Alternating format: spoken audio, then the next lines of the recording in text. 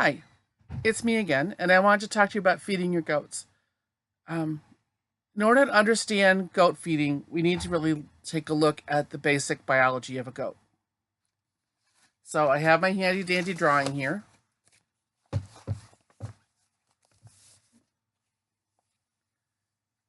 When the goat eats, it's actually going to go down to this first stomach, which is called the rumen. The rumen is a place that's filled with what we call gut flora. These are bacteria that are able to break down the cell walls in the plants, if you remember your basic biology, and make sugar from that. Then they actually burp it back up again.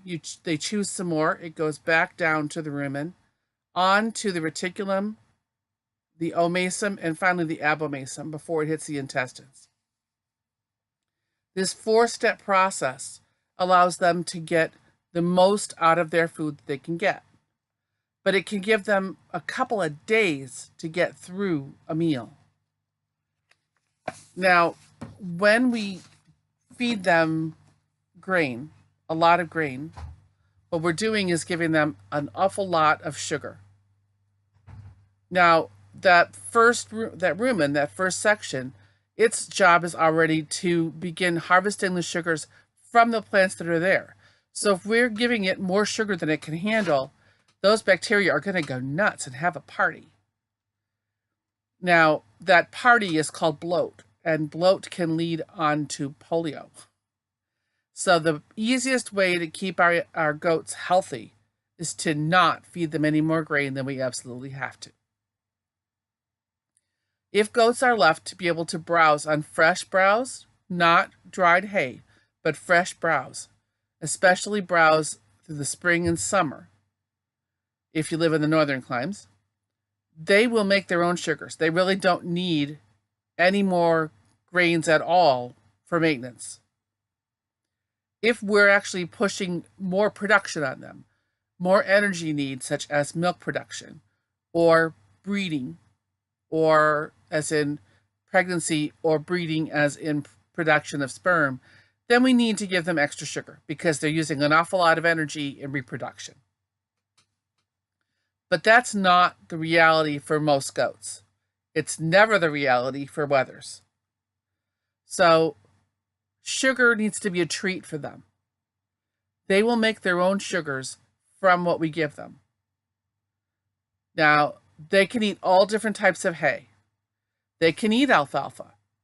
But if they're going to have alfalfa, which is a great food for a milking goat, it's not great food for a wether. It's not great food for a buck. It's really not great food for just a regular doe who's not pregnant or is not milking. Excuse my delay here. It's very high in calcium, which is great for milk production. But a goat needs to have a calcium-phosphorus ratio. And that ratio should be twice as much calcium to the amount of phosphorus that they get. So if we're giving them alfalfa, we actually have to give them some kind of grain to counteract that.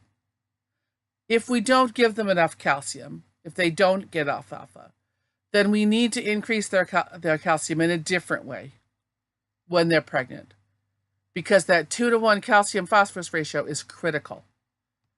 When we have it off, we start to see something called milk fever in producing does. It can be a bloat in a wether. All right. So if you're not feeding a production animal, you don't need to give him alfalfa, which in most parts of the country is really expensive. Some parts of the country, it is cheaper than regular hay. But they get fine on peanut hay, on clover, on orchard grass, on timothy. Remember, goats don't naturally want to eat grass. They want to eat things up higher.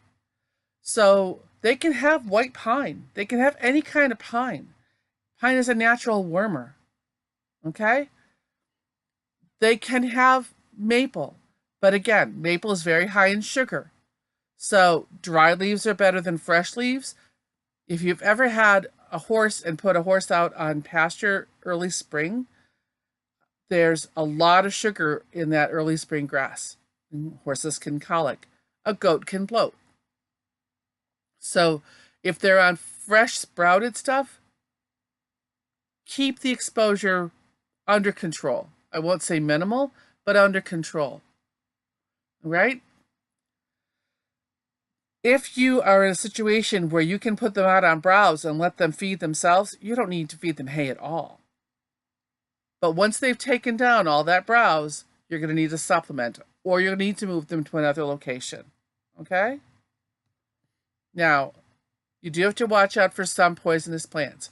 Maidenhair fern, some oaks, pokeweed, locoweed, depending upon where you live. I'm in the Northeast. I mainly worry about my rhododendron species and my wild cherry. If you live in the Southwest, talk to other goat breeders, talk to your cooperative extension, look it up online, find out what's native to your area that can cause your goats a problem. Remember, they generally aren't going to want to eat something that doesn't taste good or makes them feel bad. But if that's all they have left, they will eat it. So even if you just stick them out on pasture someplace to browse an area clear, go check on them every day to make sure that there isn't one plant that they've left alone. Because if there's one plant left and they left it alone, there's probably a reason that they left it alone, and move them and then cut that plant out. Okay? Now, graining. If you're going to grain your goats, and some people in the wintertime feel that they have to grain their goats, realistically, I live in a very cold part of Massachusetts. New England isn't known to be terribly warm. I live in upper altitudes, and my goats get by fine as long as they have lots of hay. That rumen is a fermenting vat. It creates a lot of heat. The body temperature for a goat is 101 to 103 degrees. And that's all from the rumen. If the rumen shuts down, then they're going to get cold really fast. But if you want to keep them warm in the wintertime, don't give them more grain, give them more hay. Give them access to more browse. Bring browse into them if they won't walk into the snow. But the rumen is the key to the goat health. Okay? If you're going to feed grain and you're not breeding your goats, 12 to 14% grain is fine. They don't need a high protein diet. Higher protein comes into play only for milk production, not even for baby production, just for milk production. Okay? 10 to 12% is fine. Even 14% is fine. I feed my maintenance ration 16% for Nigerians. I found that more than that, they start to have clumpy manure. They don't do as well. If I could be sure that I got all my trace minerals in a 14%, I'd feed 14%. However, I can't be sure of that, and minerals are a real issue with goats. You may see online people talking about I feed BOSS and minerals. BOSS stands for barley, oatmeal, or barley, oats, and sunflower seeds. Okay? Notice corn is not in there. Goats do not do well on corn. They may love it, but for you it'd be like a diet of chocolate. You may be really, really mouth happy, but your stomach's going to be miserable because there's not enough nutrition and there are too many sugars and too much caffeine. So for goats, we don't feed corn for the most part. A little bit of treat is fine. They'll eat the corn cob if you take the corn away, and that's all right. But those concentrated sugars in the kernels are really a lot for a goat's tummy to take. Barley is a good low protein, high fiber, high calorie meal. Oats are the same way. Sunflower seeds are high fat, high fiber, high vitamin E, low protein. And that fiber is what we need to keep that stomach, that rumen healthy. Okay? Now, if you ever have a problem when the rumen does go crazy and it goes into bloat, and we'll talk more of that with health with the health section, you need to not feed any more grains at all. Just keep them on a basic minimal hay mix, right? Now, when you're buying your grains, some people want to buy horse grains. They can get by on horses, but on horses feed. But I'll tell you, before I got into goats, I'd been taking care of some people's goats, and one of my landladies had a goat who was 19 years old, and she had been feeding improper food, but the goat developed cancer. I asked my sister, who is a vet tech and raises sheep, if she knew about diseases of goats, and she didn't know much. But she said, "Oh, excuse me, how old is the goat?" And I said, "About 19 years." She said, "Goats don't live that long. We don't know anything about old goat diseases." Because at that time, the average age of a goat was 6 or 7 years old. That's because goats were being treated like funny-looking sheep. They were not, their need for trace minerals was not being addressed. And sheep generally can't handle copper, but goats need it. So if you're feeding a ration that's a sheep and goat ration, you need to supplement with a mineral that's got a lot of copper in it. Look at your tags and take a look and see what is the protein level. What else is in there? And there should be a breakdown of maximum and minimum of the various trace minerals. If you live in an area of the country where selenium is in the soil, there probably won't be selenium in the grain. But if you're like me in New England, there's almost no selenium, almost no copper, and can be a lot of manganese in our soil. Manganese can be deficient in other parts of the country. Copper can be deficient in other parts of the country and ample in another part of the country. If you have goats in northern Michigan, my guess is copper deficiency is not a problem for you, because there's a lot of copper in the ground in the Upper Peninsula of Michigan. But around here, it's a problem. And so is selenium. So even though my feed ration contains a little bit of selenium, it's not enough for my goats. The feed ration is based upon an average amount across the country, and they don't want to overdose on selenium, which can be toxic. They don't want to overdose on copper, which can also be toxic. So they do maximum and minimum, and you will probably need to supplement more than that if you're in an area that's copper or zinc or selenium deficient. Now, what does selenium in particular do? It's a trace mineral that's needed in micro amounts for healthy muscles, healthy heart, healthy uterus, healthy lungs, healthy legs. So if we are looking at sheep that don't have as much of a high level of selenium and we're feeding a goat and sheep ration, then those goats aren't getting the selenium that they need, and they wind up dying young. I have goats here that are, as I've said before, 15, 16 years old. That's a good long life for a goat. I have goats that are 14 to 16 years old here because we do supplement minerals. We don't rely just on the grains. If you're feeding a coarse or a multi-species grain, chances are it doesn't have selenium because the other species will need more. It won't have copper because sheep can't handle it in any kind of measurable amount. There are some studies that are showing that some breeds need a little bit of copper, but copper is toxic in any measurable amount for sheep. However, it has been shown to be toxic to worms. So keeping your copper level up will help your goat fend off any parasites. So how can you tell if you need selenium or if you need copper or manganese or zinc or cobalt? The easiest way that it shows up in cobalt manganese, zinc, and copper is the hair coat. Changing color is one thing. Having hair fall out is another thing. Having skin get oily is a sign, or skin get dandruffy is also a sign that things are off in the trace mineral mix. There are several good mixes out there.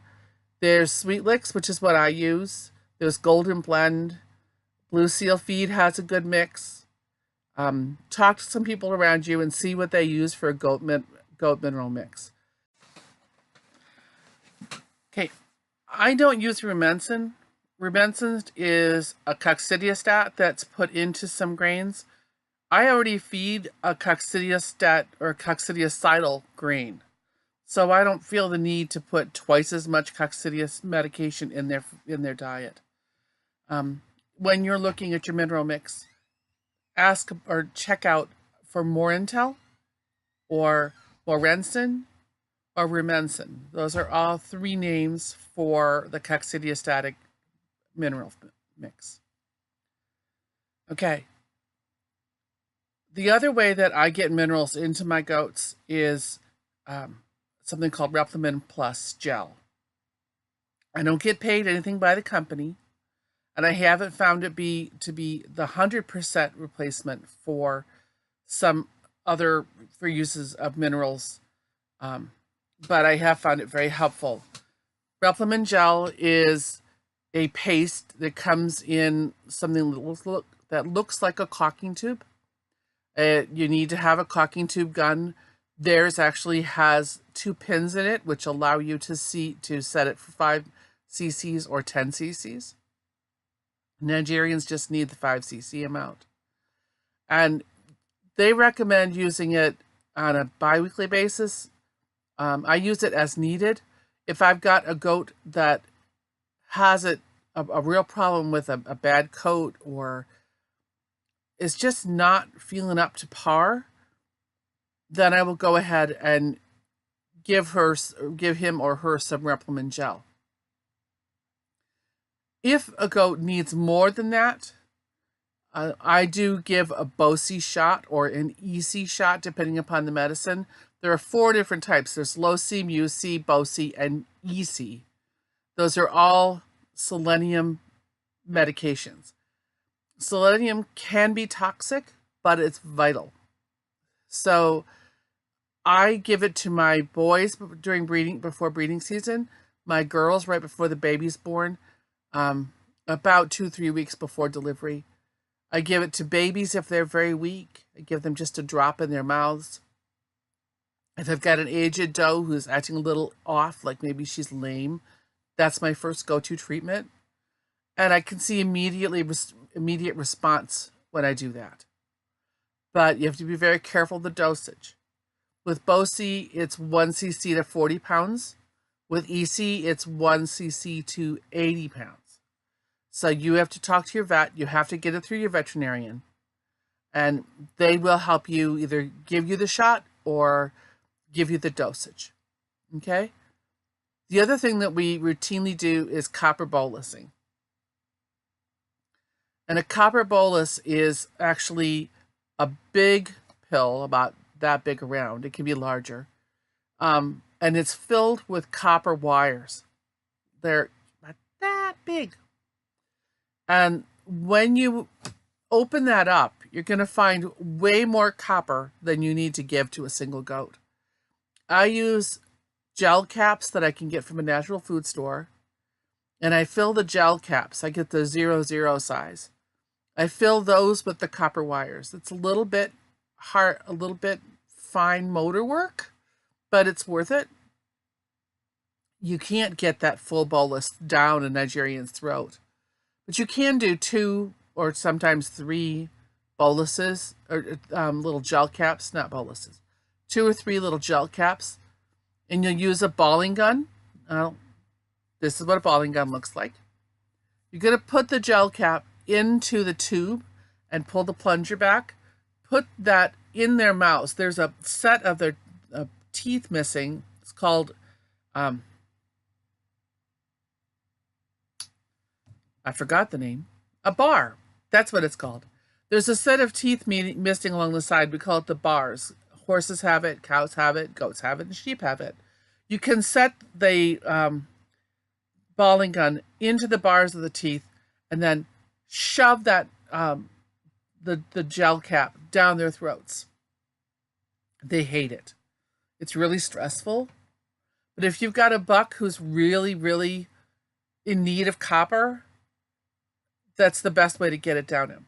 Now, I have successfully taken alfalfa bread. I have opened up the cap, put the wires on the peanut butter, and given them a sandwich. And they don't fight it as much because they get the crunchy peanut butter. They crunch into the peanut butter at the same time they crunch into the mineral, the copper wire. But the wires will get embedded from their gums all the way down through the abomasum. And that allows them to time release and get that added copper without overdosing.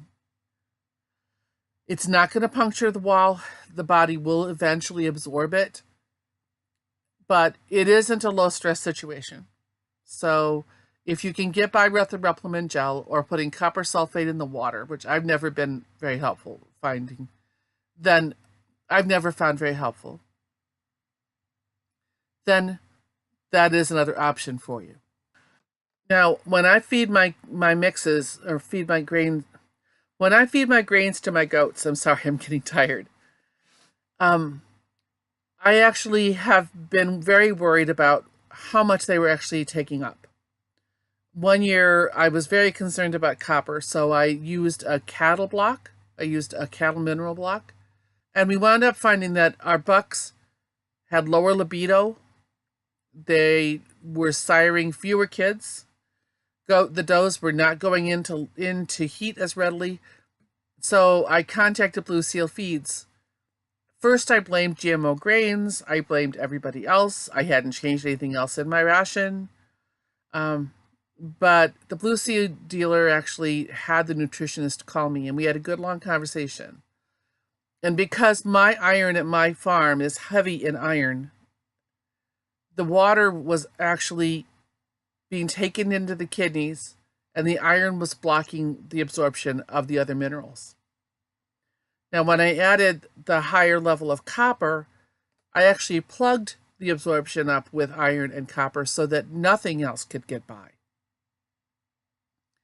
She suggested feeding chelated minerals, and as opposed to an inert mineral, which is just that mineral on its own. A chelated mineral is attached to a protein or an amino acid and carried further into the digestive tract, easier for the animal to take up. When I switched to a chelated mineral, and I also continued with the inert minerals, I took away the cattle block, and we've seen much healthier libido. We've had several sets of quads and quints born here. Our does are more fertile. Everybody's coats look better. We do still have to address some of the other issues, but I'm confident that the chelated minerals have made a tremendous difference. Now, I am not one who wants to give meds any more than I absolutely have to. So I tried doing minerals completely through dietary, and I wasn't very successful. You can't rely on what's in that ration. It is too average. No farm is average. Okay? I've also trying to do things through adding other types of grains. That didn't work either. What I have found is, rather than just giving them regular minerals, if I can afford, and it's a pricey thing, but if I can afford to give them kelp, kelp is automatically chelated minerals. Those are minerals that are already taken up by the plants and are bioavailable. And if you have to choose between minerals and kelp, I would go with kelp. Ideally, you want both available. And in a small herd, I would recommend that you do have 4 things out at all time: water, baking soda, kelp, and minerals. If you have to do away with one, stick with the kelp and wait on the minerals, because the kelp will have a lot of those minerals available in a more bioavailable state. So that's the ins and outs of feeding goats. You want to feed them up off the ground. You want to let them have as much browse as they possibly can give themselves. You want to have at least 85% of their diet be hay. And you want to make sure that they have minerals available. It's not all that difficult. But that's feeding goats. Okay? Treats are fine. They don't need animal crackers, although they'll love them. They would love to have a goat garden. They would love to eat the weeds from your garden. They would love to eat the tops of your beets or whatever else you're not going to eat. Those are all things that are wonderful. And in fact, growing your own goat garden is another great way to help cut feed costs. But for a small pet operation, it's probably not worth it. Okay? But your goats should not drive you into bankruptcy. They're really very easy keepers. One bale of hay should last you for a week or more with 2 or 3 goats. And a bag of grain should last you more than a month with 2 or 3 non-productive goats. Okay? That's if you want to feed grain at all. You don't have to. You can just use it as a treat or not at all. Okay? So don't let feeding your goats keep you up at night. It's easy. All right? Thanks. Bye.